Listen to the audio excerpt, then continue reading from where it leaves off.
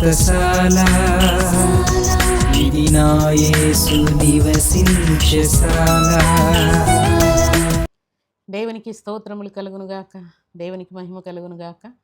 సర్వశక్తిమంతుడు అయినటువంటి దేవాతి దేవుడు మనలందరినీ ప్రేమించి ఆయన ఇచ్చినటువంటి శ్రేష్టమైన శుభదినాన్ని బట్టి దేవదేవుని స్తుతిస్తూ ఉన్నాను. ప్రియులారా, మీ అందరికీ యేసుక్రీస్తు నామములో శుభములు వందనములు తెలియజేస్తున్నాను. గడిచినటువంటి జూన్ మాసం అంతా కూడా మన ప్రియరక్షకుడు మనలందరినీ కాచి కాపాడాడు. ప్రియులారా, ఎన్నో వ్యాధులు, ఎన్నో బాధలు, ఎన్నో బలహీనతలు, ఎన్నో కరువులు, ఎన్నో కష్టములు కలిగినా కూడా ఆయన రెక్కల నీళ్ళు మనల్ని కప్పి కాపాడి నేనున్నానని ధైర్యం చెప్తూ, నేనున్నానని స్వస్థపరుస్తూ, నేనున్నానని ఆదరిస్తూ, నేనున్నానని కాపాడుతూ ప్రతినిత్యము మనల్ని సంరక్షించుకుంటూ వచ్చాడు. ప్రియులారా, అందుకై మనం అందరం కూడా దేవునికి కృతజ్ఞతాస్తుతులు చెల్లించవలసింది. జూన్ మాసంలో దేవుడు ఎలాగున కాచి కాపాడాడో 2026 సంవత్సరం 6 మాసములు ఆయన రెక్కల నీళ్ళు దేవుడు కాపాడాడు. అందుకై మనం అందరం దేవునికి కృతజ్ఞతాస్తుతులు చెల్లించవలసింది. అలాగే ఈ శుభదినాన దేవుడు 7వ మాసమైనటువంటి సంపూర్ణమైనటువంటి జూలై మాసంలోనికి దేవుడు అడుగుపెట్టి కృపనిచ్చాడు. ప్రియులారా, దేవుని సన్నిధిలో చేరిన మనమందరం కూడా జూన్ మాసంలో దేవుణ్ణి ఎంతగా స్తుతించామో, ఎంతగా ప్రార్థించామో, ఎంతగా కీర్తించామో, ఎంతగా దేవునికి సన్నిహితంగా ఉన్నామో, ఈ జూలై మాసంలో ఇంకా అంతకంటే కూడా మిక్కుటమైన ఆశీర్వాదాన్ని, ఆనందాన్ని, అభిషేకాన్ని మనం పొందబోతున్నామని ఈ శుభదినాన దేవుడు జ్ఞాపకం చేస్తున్నాడు. అందుకే దేవుడిచ్చినటువంటి శ్రేష్టమైనటువంటి వాక్కును చదువుకుందాం. పరిశుద్ధ గ్రంథంలో నుండి యోహాను సువార్త 14వ అధ్యాయం 18వ వచనాన్ని చదువుకుందాం.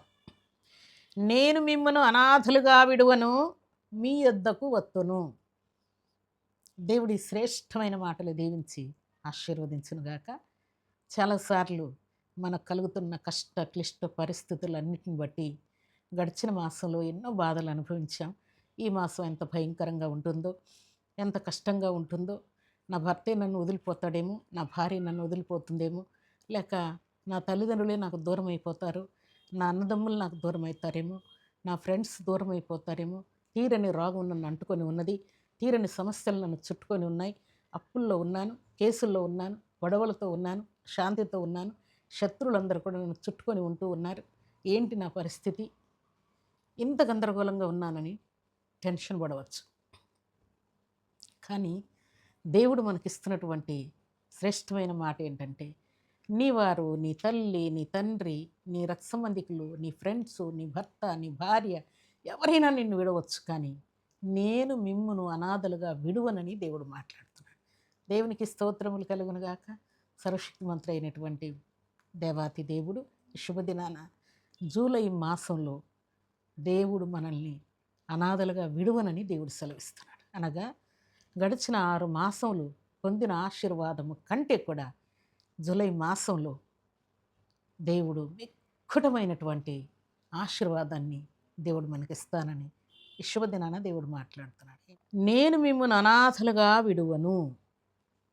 మీరెప్పుడు ఒంటరి వారు కారు, దిక్కులేని వారు కారు, ఏ సహాయం పొందనటువంటి వారుగా మీరు ఎన్నడూ ఉండరు.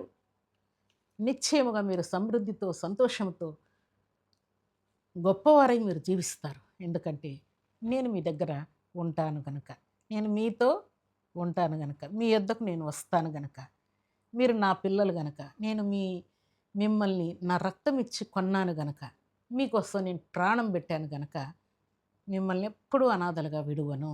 తల్లిని మర్చిపోతుందేమో కానీ నేను నిన్ను మరువనని శుభదినాన దేవుడు మనతో మాట్లాడుతున్నాడు. ప్రియులారా, దేవునికి స్తోత్రములు కలుగునుగాక. ఎవరైనా నిన్ను విడిచిపెట్టవచ్చు.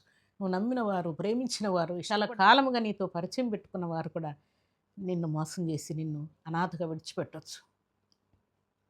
కానీ దేవుడు మాత్రం నిన్ను అనాథగా విడువనని దేవుడు సెలవిస్తున్నాడు. నన్ను నమ్మిన వారిని విడువను, ఎడబాయనని సెలవిచ్చినటువంటి దేవుడు.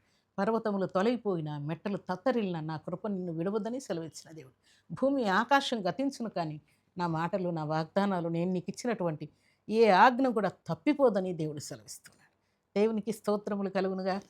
అలాగే ఆయన ఇస్తున్నటువంటి మాట ఏంటంటే, హెబ్రీయులకు రాసిన పత్రిక 13వ అధ్యాయం 5వ వచనం మనం చదువుకుంటే, ధనాపేక్ష లేని వారై మీకు కలిగిన వాటితో తృప్తి పొందియుండుడి, నిన్ను ఏమాత్రమును విడువను. దేవునికి స్తోత్రములు కలుగునుగాక. సర్వశక్తిమంతుడు అయినటువంటి దేవాతి దేవుడు జూలై మాసంలో మిమ్మల్ని నేను అనాథలుగా విడువనన్నాడు. రెండవ మాట ఏంటంటే, ధనాపేక్ష లేని వారి మీకు కలిగిన వాటితో తృప్తి పొంది ఉండండి, ఎందుకంటే నిన్ను ఏమాత్రమును నేను విడువను. మీకు కలిగిన వాటిని నేను 30దంతలుగా, 60దంతలుగా, 100అంతలుగా, 1000 రెట్లు నేను ఆశీర్వదించబోతున్నాను. దేవునికి స్తోత్రములు కలుగునుగాక. మిమ్మల్ని ఏమాత్రం కూడా నేను విడువనని దేవుడు సెలవిస్తాడు. దేవుని విడువని వారు, దేవుడు విడిచిపెట్టిన వారందరూ కూడా గొప్పవారైపోయారు, కనులైపోయారు, పేరు ప్రఖ్యాతులు పొందుకున్నారు, దేవునికి మహిమ తెచ్చే పాత్రలుగా ఉన్నారు. ప్రార్థనలో, విశ్వాసంలో పట్టుదల కలిగి, రోషం కలిగి, అధికమైన ఆశీర్వాదాన్ని పొందుకొని, అధికమైన అభిషేకాన్ని పొందుకొని దేవుని కొరకు జీవించారు ప్రియులారా. అందుకే ఈ జూలై మాసంలో అధికమైనటువంటి అభిషేకాన్ని నువ్వు పొందబోతున్నావు, అధికమైన ఆశీర్వాదాన్ని పొందబోతున్నావు, అధికమైన ప్రార్థన, అధికమైన పట్టుదల, అధికమైన రోషం, అధికమైనటువంటి పరిచర్య నువ్వు చేయబోతున్నావు. అందుకే దేవుడు నిన్నే మాత్రం కూడా నేను విడిచిపెట్టను అంటున్నాను. దేవుని చేతిలో నుండి విడిపించుకొని తిరగాలని ఒకవేళ నువ్వు సాతాను చేత ప్రేరేపించబడుతున్నా కూడా దేవుడు మాత్రం నిన్నేం మాత్రం విడువనని దేవుడు సెలవిస్తున్నాడు. ఎందుకంటే దేవుడు నీకు మాట ఇచ్చాడు. నిన్ను దీవించేంత వరకు, నిన్ను ఆశీర్వదించేంత వరకు, నిన్ను వర్ధిల చేసేంత వరకు, దేవుడు నీకు ఇచ్చిన ప్రతి వాగ్దానం నెరవేర్చబడేంత వరకు దేవుడు నిన్ను విడువనని దేవుడు సెలవిస్తున్నాడు. దేవునికి స్తోత్రములు కలుగునుగాక. ఈ జూలై మాసంలో కంటికి కనబడని, చెవికి వినబడని, హృదయానికి అర్థం కానటువంటి ఆశీర్వాదములు నువ్వు పొందబోతున్నావు. తీరని ప్రతి సమస్యకు పరిష్కారాన్ని నువ్వు పొందబోతూ ఉన్నావు. దేవునికి స్తోత్రములు కలుగునుగాక. ఈ ఉదయకాల సమయంలో ఈ జూలై మాసంలో దేవుడు అడుగుపెట్టి కృపనిచ్చి ఆయన ఆశీర్వాదంతో మనలందరినీ నింపినందుకై మనం దేవునికి కృతజ్ఞతాస్తుతులు చెల్లిస్తూ, దేవుడు మన జీవితంలో ఈ మాసంలో 6 మాసంలో చేసినటువంటి ఆశీర్వాదాల కంటే కూడా జూలై మాసంలో దేవుడు నీ ఆత్మ, నీ ప్రాణం, నీ దేహం, నీ మనస్సు తృప్తి పొందే కార్యాలు దేవుడు చేయబోతున్నాడు. దేవుడు అంటున్న మాట ఏంటంటే, ధనాపేక్ష లేని వారై మీకు కలిగిన వాటితో తృప్తి కలిగి ఉండండి అని దేవుడు ఆశీర్వదిస్తూ ఉన్నాడు. తృప్తి కలిగి ఉండమంటున్నాడు. ఈ మాసంలో మీరు తృప్తి పడతారు.